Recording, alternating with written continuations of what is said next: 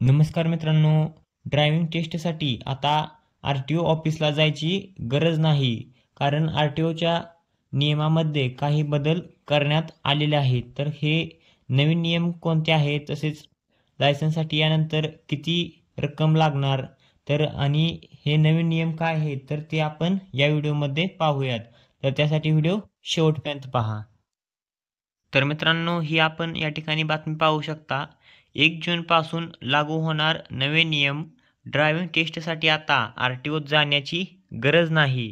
तर या ठिकाणी आपण पाहू शकता, वाहन चालविण्यासाठी आवश्यक असणारे ड्रायव्हिंग लायसन्स काढण्यासाठी आतापर्यंत आर-टी-ओत जाऊन ड्रायव्हिंग टेस्ट देणे आवश्यक होते.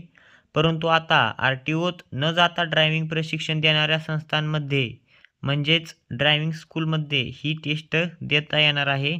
त्यासाठी ठराविक संस्थांना त्यासाठीची मान्यता दिली जाणार आहे. रस्ते, परिवहन व महामार्ग मंत्रालयाने जारी केलेले नवे नियम 1 जूनपासून लागू होणार आहेत.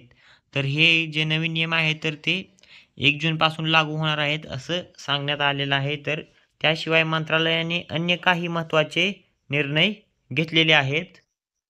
तर हे नवीन नियम आता आपण इथं पाहू शकता. तर ड्रायव्हिंग प्रशिक्षण केंद्रासाठी नवे नियम. किमान 1 एकर भूखंड आवश्यक. 4 चाकीसाठी 2 एकर. म्हणजे ड्रायव्हिंग स्कूलमध्ये जर 1 एकर क्षेत्र असेल तर त्यामध्ये 2 चाकीची व जर 2 एकर क्षेत्र असेल तर 4 चाकीची लायसन्स जी आहे तर ती निघणार आहे. आणि त्यानंतर ड्रायव्हिंग टेस्ट देण्यासाठी पुरेशी सुविधा. प्रशिक्षक हा किमान 12वी उत्तीर्ण व 5 वर्षांचा अनुभवी असावा. हलक्या वाहनांसाठी 4 आठवड्यात 29 तासांचे प्रशिक्षण. 8 तास थेअरी आणि 21 तास प्रात्यक्षिक असं एकूण 4 आठवड्यात 29 तासांचं प्रशिक्षण. त्यानंतर अवजड वाहनांसाठी 6 आठवड्यात 39 तासांचे प्रशिक्षण, 8 तास थेअरी आणि 31 तास प्रात्यक्षिक. तर मित्रांनो, आता आपण किती शुल्क लागणार तर ते पाहूयात. तर लर्निंग लायसन्स त्यासाठी ₹150 शुल्क लागणार आहे. त्यानंतर लर्निंग लायसन्स चाचणी शुल्क ₹50. ड्रायव्हिंग टेस्ट शुल्क ₹300.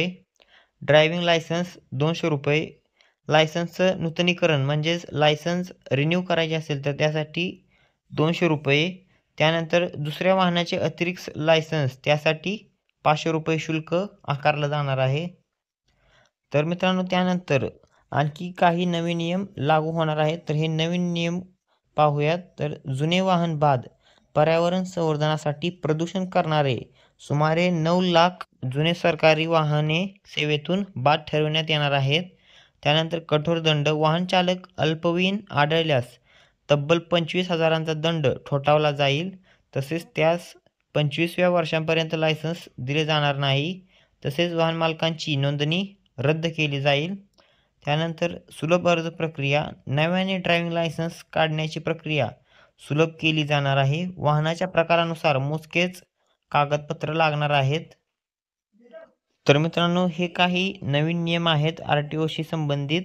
तर हे नियम आपण या व्हिडिओमध्ये पाहिले.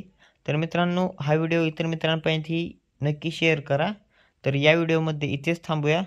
धन्यवाद.